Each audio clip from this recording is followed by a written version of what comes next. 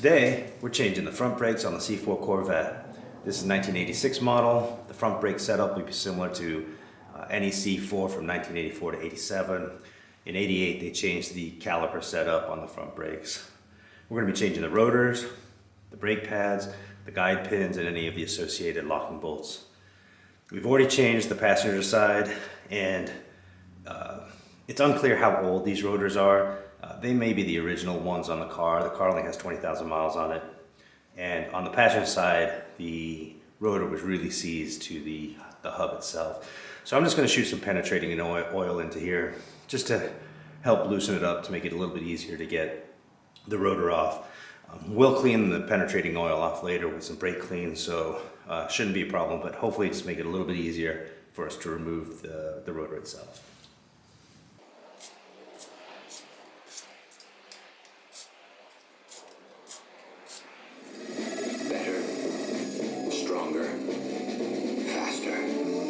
So the first thing we're going to do is remove the locking bolt from the guide pin on the upper side of the caliper. Guide pin's a 17 mil head, and the locking bolt's 15 mils. There we go. And we won't be using either of these again, so if we're a little rough with it, that's okay.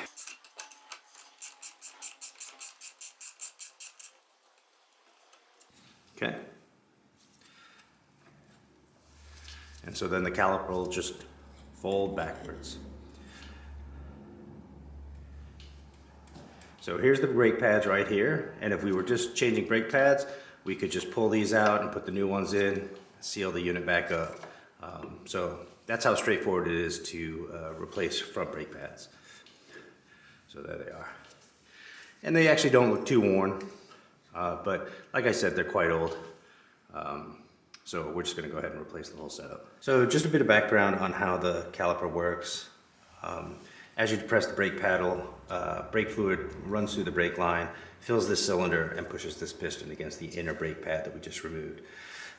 The outer brake pad is held firm by the caliper itself, and what happens is as the inner pad is pushed against the rotor, it centers the whole caliper, putting equal pressure on the inside and outside based on being able to slide on these guide pins. So one of the things we definitely want to do while we're changing the brakes is just check for any fluid leaking past this seal.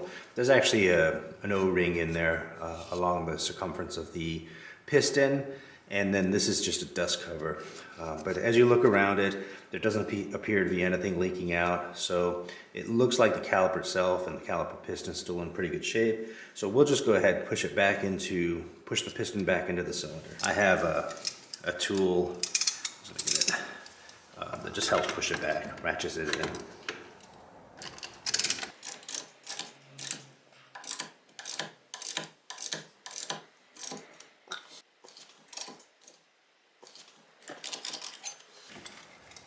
So you should have noticed that now this piston's all the way back in. And again, no fluids leaking out around the piston head.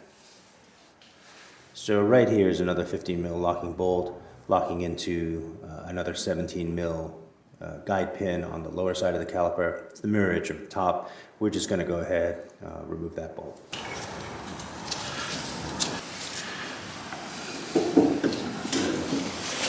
And we'll just secure the caliper on the upper control arm. Next step is to remove the caliper bracket itself. It's held on with two 21 mil mounting bolts just sitting vertically over each other. This is the top one. This one about 3 inches lower. So got a breaker bar. These are on pretty good. I think it's 137 foot-pounds spec. So we'll just try to break these off.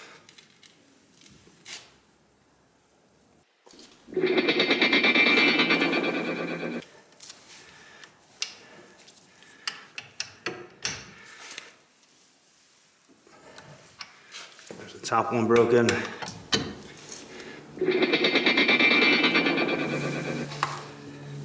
we go. I'll just move over to ratchet.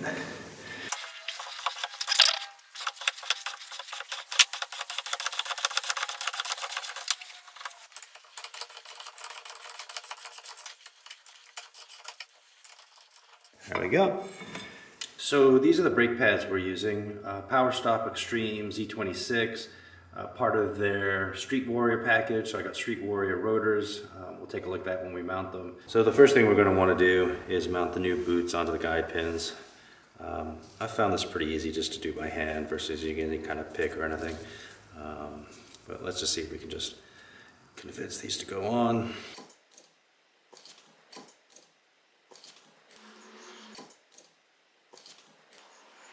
Try to get that back in there. There you go. And then so just some of the grease that Powerstop provides with the kit. And it doesn't take a lot of grease.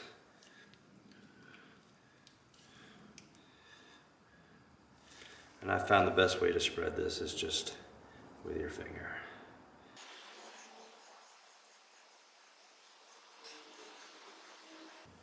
All right, there we go. And it just slides right in. All right, and before I try to get the boot cover over the mounting bracket itself, I'll change my gloves to avoid getting goop everywhere.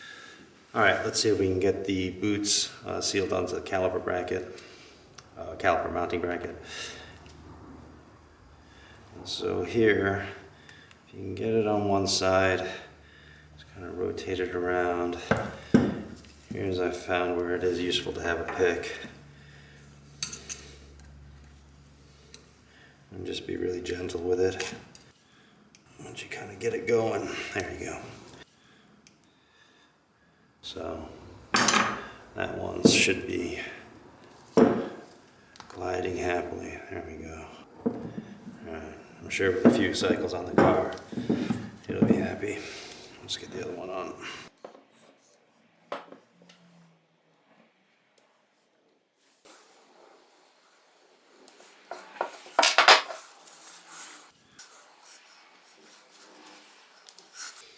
All right, looks the part. Okay, so while we've been doing that, the penetrating oil, hopefully that's done its job. Let's see if we can get the old rotor off. All right, so I'll show you how to remove a rotor the proper way, but this rotor is going to come off one way or the other. But in the case where you couldn't get a rotor to come off, you really want to try avoid damaging the rotor itself. So the best way to loosen up a rotor from the hub is to hit it on the hat.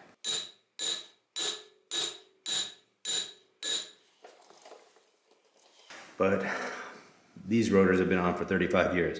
I'm not sure that's going to do the job. I'll give it another go. Yeah, I was afraid of that. Okay, so we're going to be hitting the rotor from the other side, but to keep it from flying off, we'll just put a couple lug nuts on.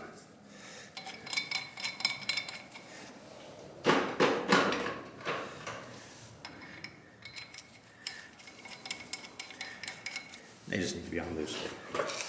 All right, here we go.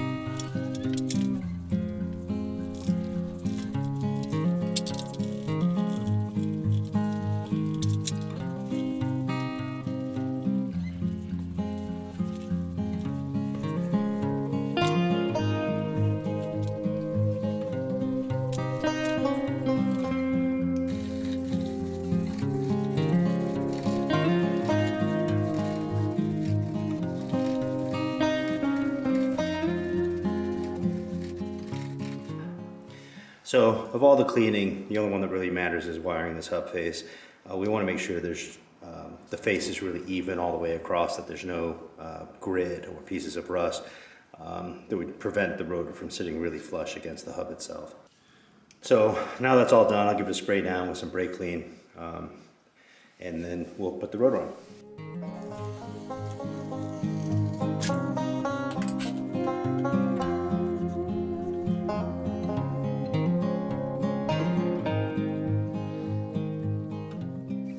So here's the new rotor that we're going to put on the front driver's side.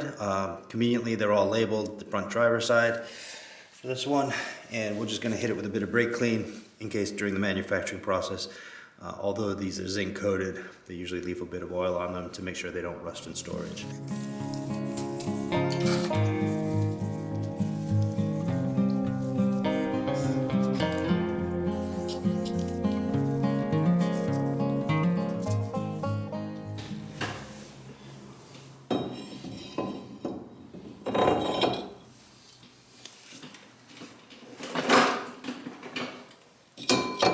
Alright, so to keep the new rotor in place while we get the caliper on, we'll just put a lug nut on or two.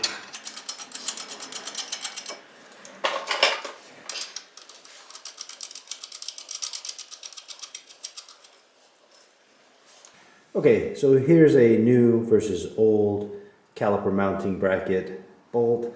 This is the old bolt on the top. The new one looks identical. We're using the washer, and you can see there's already locking compound on the new bolt. And our mounting bracket with new guides, and there's only one way that this can go on.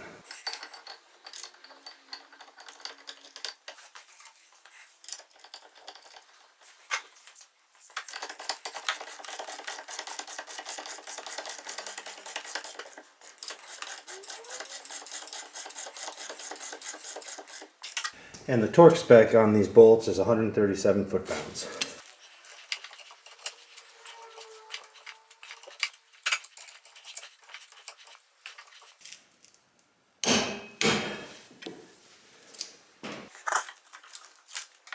Okay, now with the bracket back on, the mounting bracket, we can bring the caliper back to the mounting brackets itself. Just make sure there's no kink.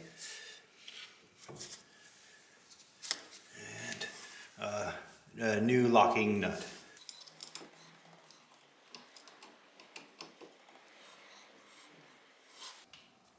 So here's the new brake pads. The inside one has a squealer, so it goes on the top side of the rotor. And if the pad ever wears down far enough, this little metal piece here will hit the rotor and make that screeching sound, letting you know it's time to change the pads before it gets into the metal backer of the pads themselves and does real damage to the rotor. So these just slot in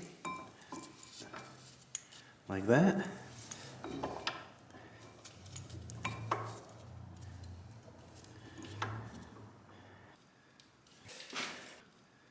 And just before I bring the caliper back up, I'm just going to put a little bit of brake caliper grease on the back side of each of the calipers and just along the piston where it touches the caliper. It shouldn't be needed with modern, with these brake pads, but it can help stop squealing and also help this slide on nice and easily.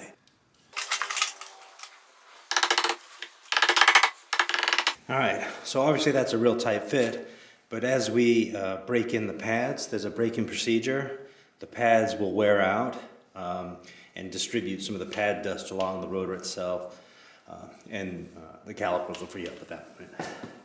So now we just get the top bolt in.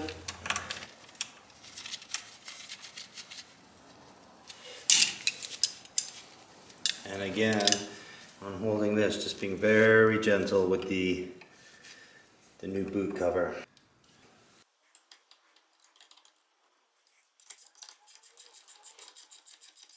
And if you can just see right back here, we can see that the springs of the brake pads are sitting nicely in the inspection window.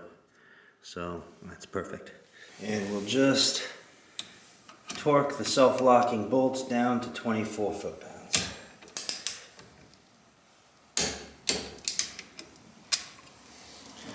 And the same on the bottom. So next time I'm replacing the rotors and the brake pads on the rear of the car, I think that job's going to be pretty similar to the front job we just did. I think the calipers on the back are fairly similar to the ones on the front for the '86 Corvette.